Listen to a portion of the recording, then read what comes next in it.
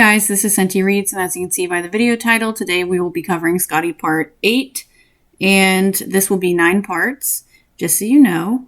And as a recap from Part 7, we figured out that Scottie's mom has had cancer for at least a month and a half now without telling her, which is fucked up. We get a weird moment with Peter that never amounts to anything whatsoever. We get a Melanie pregnancy reveal. Jordan and Scottie almost kiss. Scottie and Stephanie arrange to hang out. Jason then breaks up with Scottie in a moment that was just amazing. Jordan and Scottie actually do kiss in a moment that was rage-inducing. Samantha dyes her hair in an attempt to look more like Scottie, which is very, very creepy. And then Scottie cancels on Stephanie and writes her uncle a letter. So let's see what shakes out in Part 8. Part 71. Today has been extremely boring.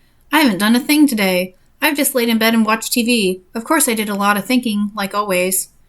So the great part of writing is that you choose what to write. You could just choose not to write the boring parts and only write the interesting parts, like life pro tip. I sometimes miss the olden days. The olden days?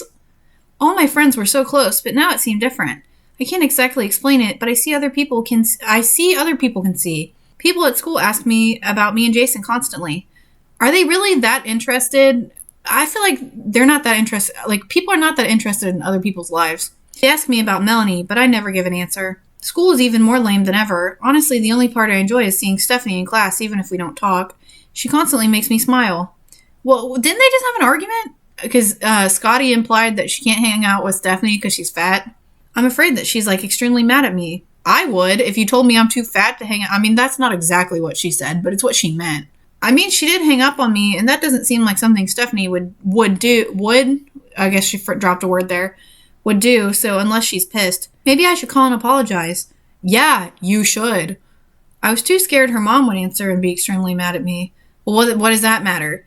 You just need to get over it. If people are mad at you, you just need to get over it and apologize. She probably was. I decided not to call. I decided to just go to sleep. Dreams didn't hurt so much. I don't understand why, Scottie didn't want to come over because of her gay panic, but I don't understand why she went to try to use the excuse of I'm popular and you're not and people will act weird. Like, Scottie brought this upon herself. Scottie's kind of a bitch. 72. Vanessa is out of the hospital. She got out today. Jordan is really happy, but still kind of nervous about hanging out with her, which is understandable. So me and Melanie we're just gonna brush over the fact that they kissed. I don't understand the dynamic between Jordan and Scottie anymore. So me and Melanie decided to go over to Vanessa's today. I had to explain to Melanie that she'll have to introduce herself to Vanessa. Did Melanie not already know about Vanessa's amnesia? Is this the first time she's hearing of this? She almost started to cry. Like I said, they were pretty close. But Melanie's never visited her in the hospital or even knew she had amnesia. We arrived at Vanessa's and sat in the car for a few minutes before we got out. Why'd they sit in the car? Why didn't they just immediately go in? Remember, don't mention Jordan, I warned her. Okay, I remember, and most important, don't mention was a lesbian. Again, I don't understand why they're acting like this is such a big secret. It's not really that big of a deal to be a lesbian. Exactly, you'll be okay, Melanie. Thanks, she sighed and headed towards the front door. Vanessa answered, Hi, Scottie. She gave me a hug. This must be Melanie. Vanessa smiled and Melanie tried to hold in her tears. Yes, hi, Vanessa. They hugged. Now come in. Her house was very nice. And that's all the description we're going to get. Don't ask for more description. You're not going to get any. We went in and her mom was sitting on the couch. Hi, Melanie. Scottie. She gave me a separate smile from Melanie's. What does that mean? How do you give people separate smiles? Did she smile at Melanie, stop smiling, and then smile at Scottie? I don't understand. I think she was actually starting to like me. Well, yeah, you gave Vanessa some weird speech or something in the hospital that made everything better and all of a sudden made her mom like you, so I don't know why you're surprised. How's your mom feeling? She asked. Better. She has chemo on Thursday, I answered. Tell her I said hi. I nodded. No, girls, go have fun. I think that's supposed to say now, girls, go have fun. Melanie and Vanessa headed towards Vanessa's room. Hold on, I said. They smiled, not questioning me. Why is everybody smiling all the time? Everybody's got to smile at everyone. I don't smile that much. I went and sat next to Marcia. Her mom? I'm assuming that's Vanessa's mom? I know this is hard, Marcia, but I want to help. I don't know I will succeed, but I want to. What is going on? What is going on right now? What does Scottie possibly think she can help with? She smiled. I know we can work together. I can tell that you want to help her. You really are a good person. She almost started crying. Yeah, because we need a reminder of Scottie's savior complex.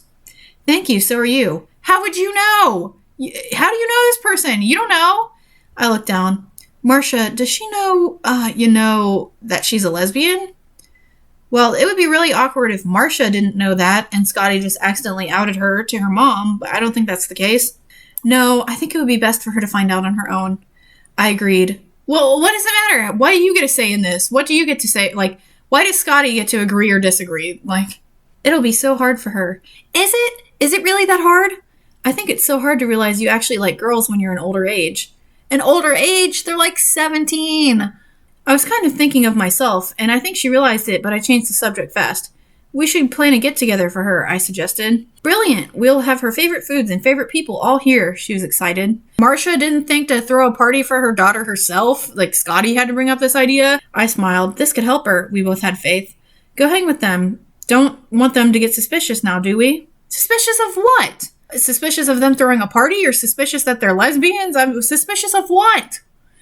No, I smiled. Again, smiling. Why do these fucking people smile all the time? Got up and went into Vanessa's room. Took you long enough, Melanie joked and Vanessa laughed. You could tell they were warming up to each other. I smiled again to myself. I was glad. 73. Me and Melanie just left Vanessa's. It's a good thing we didn't get to read any of that stuff. Just skip all that stuff. We had a very good time considering that we were strangers to her. We were halfway home when Melanie mentioned some support group. I'm going to start going to it, and Mike might too. It's a support group. For what? A support group for what? You sit in a circle and talk and listen about other people's problems. I don't think that's how support groups work. I think that there are specific support groups for specific things. So like maybe there would be a support group for teenage mothers. Maybe there would be a support group for children whose parents have cancer. It's not just one support group where people will show up and talk about any problem. I don't think that exists.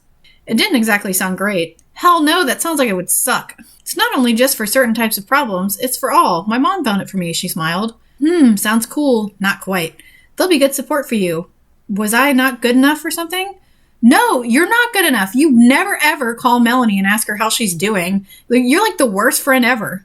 I don't know why I was taking it personal. I guess I was jealous her problem was out in the open, but mine wasn't. You're jealous that you might be gay and your friend is an unwed single teenage mother. You're jealous of your unwed. I mean, I should stop saying unwed as if you need to be married to have a baby. But you get the sentiment, right? Like, she's jealous of her friend who is pregnant as a teenager. Scottie is just so self-absorbed. What's wrong? I guess she could tell something was wrong. Oh, not a thing, I lied. 74. Miss Demi, my English teacher, also wrote a remembrance, and does she mean a memory? She wrote about a memory, and she wanted to share it with the class, and so she did. She was a brown-haired, green-eyed beauty. Everyone loved her. She had a personality that sparkled in the stormiest days, perhaps. She had a smile that people would die for. She had perfect grades, a great job. Is she a high schooler who also has a job? I don't understand. Lovable and understandable parents. She rarely had a day of drama or worry in her life. Her life seemed like a fairy tale, but it was all hidden behind a lie. She never had a boyfriend, never wanted one either. Okay. She said no to dates, yes to slumber parties.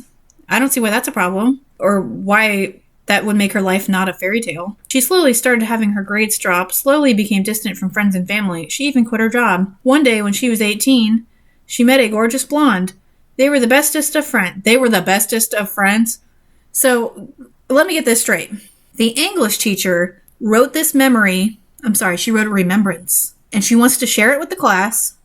And in this memory, she wrote, they were the bestest of friends. An English teacher wrote that? No. Slowly things started getting deeper, better, amazing, but also frightening. They ended up telling people the truth, exposing their secret. Soon enough, they did something to where they'd never have to be apart. They got married. The brown-haired, green-eyed beauty was a lesbian. Okay, well, they got married, so obviously she's a lesbian. You don't need to come out and say that. I understood from context. High schoolers are ruthless. They will tear you apart for anything. So I have a really hard time believing that this English teacher would get up in front of the whole class and just say, hey guys, I'm gay. Like, I don't think that would happen. Everyone was so into her remembrance. Again, why does she say the word remembrance? She means like essay, or what is, like, no, not one snickered. We all assumed Miss Demi was a lesbian because of the gorgeous blonde who constantly visited her in school hours, but we never thought she'd admit it to a classroom full of students. Also, why is her wife just showing up to school all the time? Like, leave her alone. She's got students to teach. Oh no. After a minute of silence, everyone clapped. Everyone clapped, everyone. r/that happened. Everyone clapped. Did they also all give Miss Demi $100? Was I dreaming? Why would she admit this when I was questioning my sexuality? Was this a sign? This was just weird. Why would the class clap? I know, it is weird. This is all weird. Today, Stephanie sat diagonal to me. She looked back at me once. She was blushing, but still mad, I could tell. I didn't want her mad. I hated the feeling it was giving me. I hated the feeling it was giving me. Let that sink in, everybody. Scottie is upset that Stephanie is mad at her because she hates the feeling it gives her, Scottie. Not that she hurt Stephanie. She's not upset that she hurt Stephanie. She's upset that she feels like a bad person. Like, that's really bad. She looked back again. I smiled, hoping she would smile back, but she didn't. She got up and left the classroom as everyone was clapping. They're still clapping? Nobody but me noticed she left. Guys, I gotta say, some really crazy shit has happened in Scottie, and this has gotta be the craziest shit. This chapter was nuts. 75. I've been looking for Stephanie since lunch started, and I finally found her. She was sitting in the farthest bathroom at school. Stephanie, I said, sitting down next to her. What do you want? She snapped back. She was eating a salad with no dressing. Ooh, that's fatphobic. I wanted to apologize. Just don't. She looked hurt and it was all my fault. Stephanie, I really am sorry. I want to be your friend. Who says that nowadays? Who says what? I want to be your friend? Did wanting to be friends with people go out of style? She looked at me surprised. You do? Why? Because there's just something that magnetizes me to you, I thought. You're nice, I smiled, feeling like a major idiot. Well, thanks, but that's not a good reason. She looked disappointed and then she smiled. But people don't usually want to be my friend, period, so I guess that's sweet of you. She blushed a little, then looked down, embarrassed. But Scottie didn't even really get to apologize for what she said, because what happened is Scottie kind of implied that Stephanie is, like, too fat or unpopular to be seen with Scottie, and that's why she didn't want to hang out. That's not what she meant to say, because that's not really how she feels, but it's what she said, and she didn't even really apologize here, and Stephanie's just going to get over it. You really are an amazing person, Stephanie. Why? Because she's a doormat who is a complete pushover and didn't even accept a real apology? I felt warm inside when she looked up and her green eyes twinkled. Why does everybody have green eyes? You are too, Scottie. She didn't even apologize. She called you fat and unpopular, and you're just gonna accept that? Our eyes locked once again. How would I come over tomorrow? I wanted her happy, plus I wanted to spend time with her. You won't flake on me, will ya? She laughed. She knew I wouldn't do that again, I could tell. Is she a mind reader? Of course not, I smiled. I was glad this little talk happened. Her happiness made me happy. Ugh, gag me with a spoon. 76. I trust you, Scottie. I believe nothing bad happened or inappropriate with you or Jordan.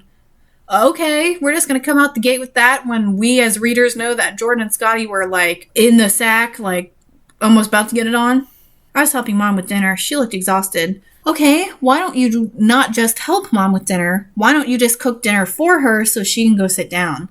A teenager is fully capable of cooking dinner for their cancer-ridden mother. Duh, Mom, I tried to joke with her to hide my lies. You're not gay, she laughed. I was just paranoid. Yeah, not gay, I laughed nervously. She smiled, thank God. What the fuck kind of interaction is this? I mean, I have a very supportive mother, so maybe I'm just out of touch, but I just really can't foresee this conversation so blatantly happening of, you're not gay, I'm just paranoid. Who is paranoid about their child being gay or not? Like, what is that to worry about? Who cares? Like, I don't understand this interaction. And what was the point of this? 77. My mom is excited to meet you, she said, walking to her car. Who is she? You don't ever, ever, ever open up a chapter like this with dialogue, and the dialogue tag is she. Who is she? There's 8,000 girl characters in this fucking story. Like, say who it is in the dialogue tag. Even if I flaked on you once, like, clearly it's Stephanie. Like, obviously I'm not stupid. I know they're talking about Stephanie, but this is just not proper writing. That's not how you write. We both laughed. We were definitely over that scenario. I was excited about going to her house. We both were.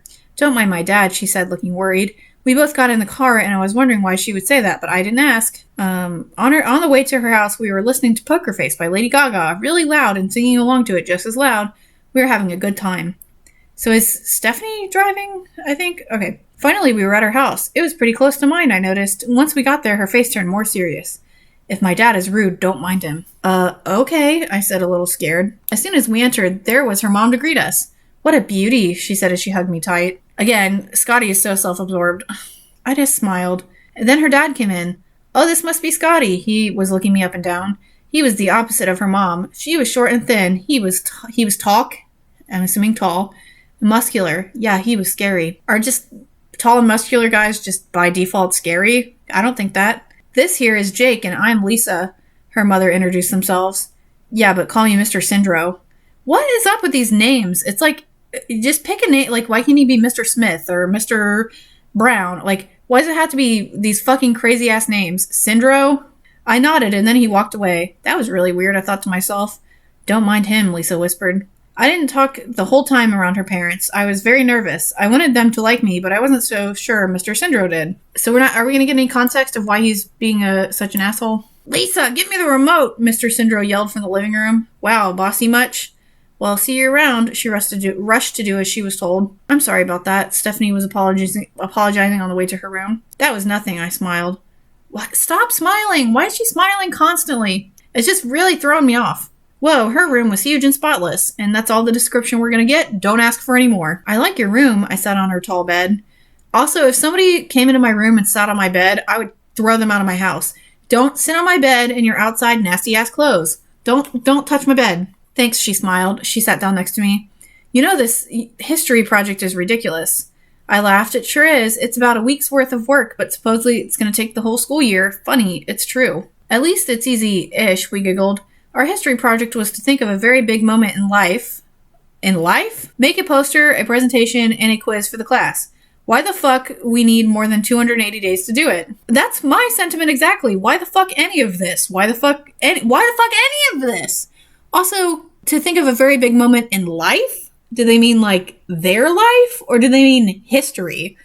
And it's just going to be anything in history they have to make a poster on?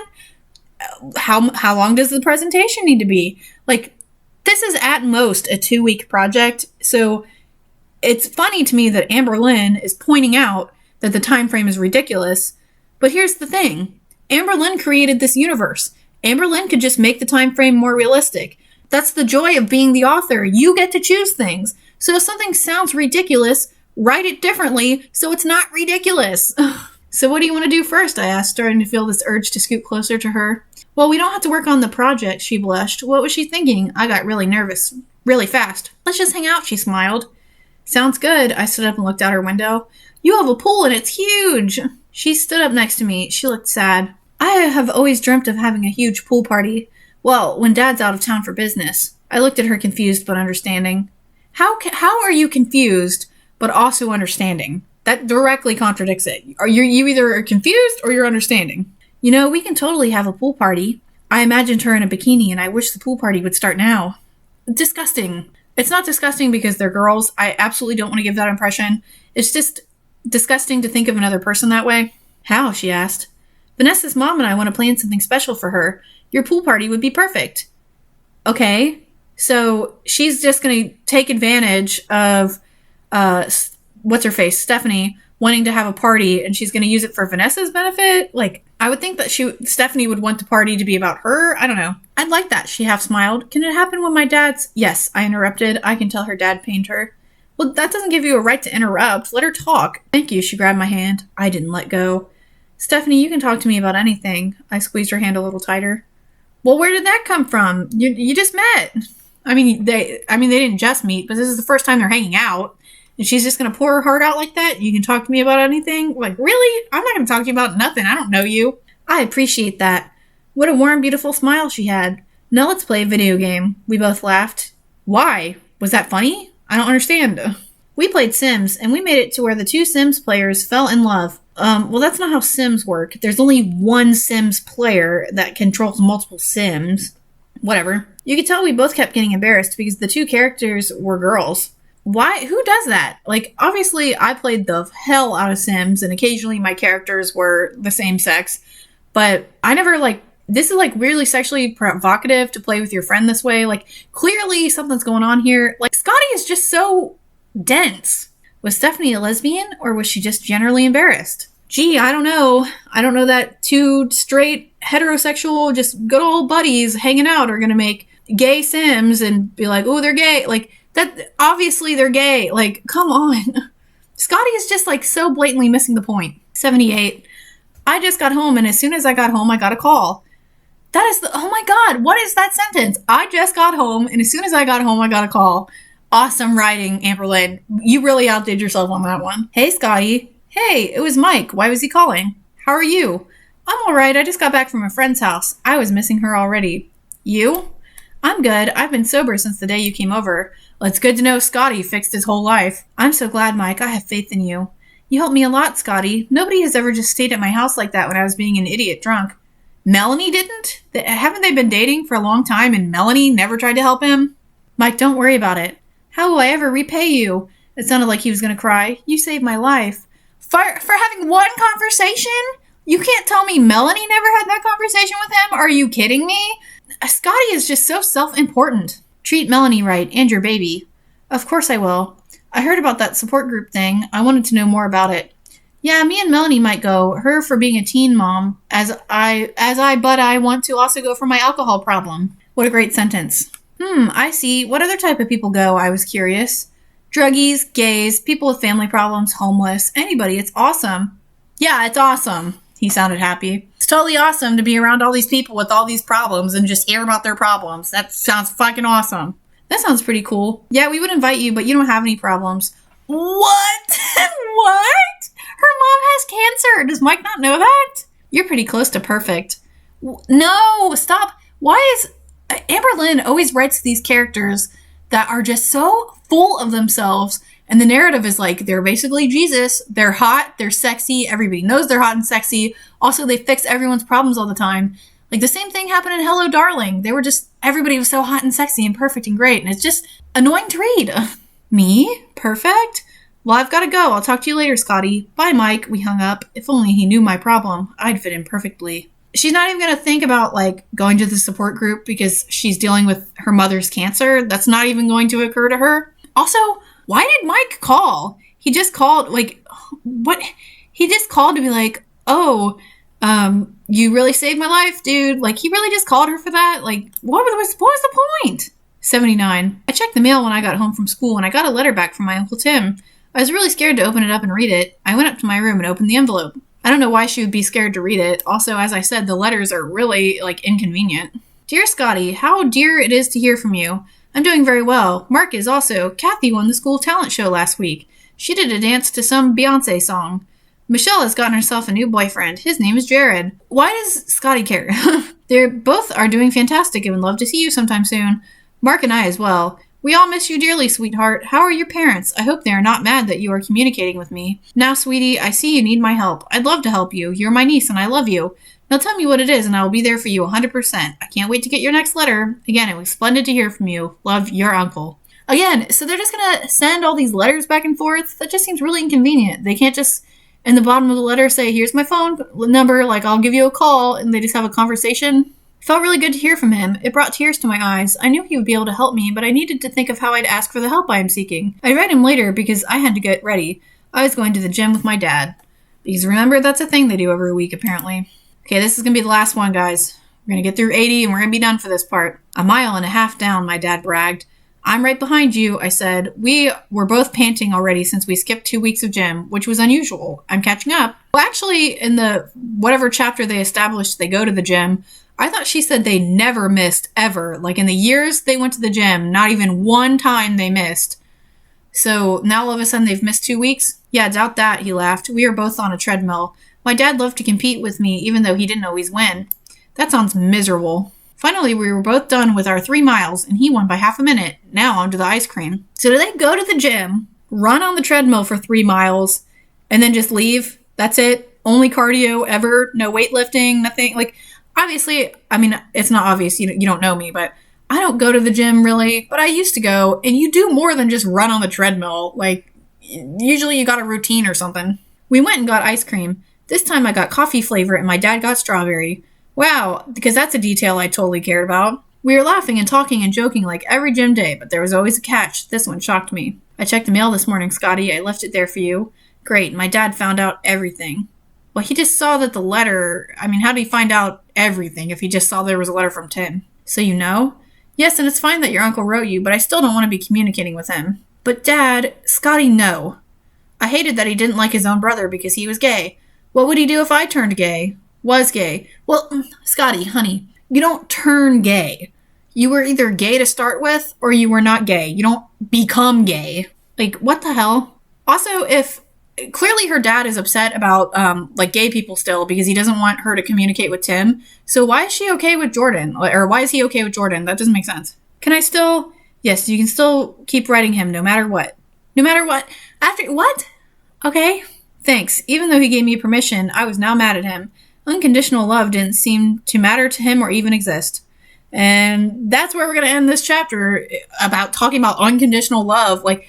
What the hell? This is such a messed up family. This is such a messed up story. And honestly, I'm very grateful that next time I post a video, whatever, that's going to be the end of it. That is going to be the last part of Scottie.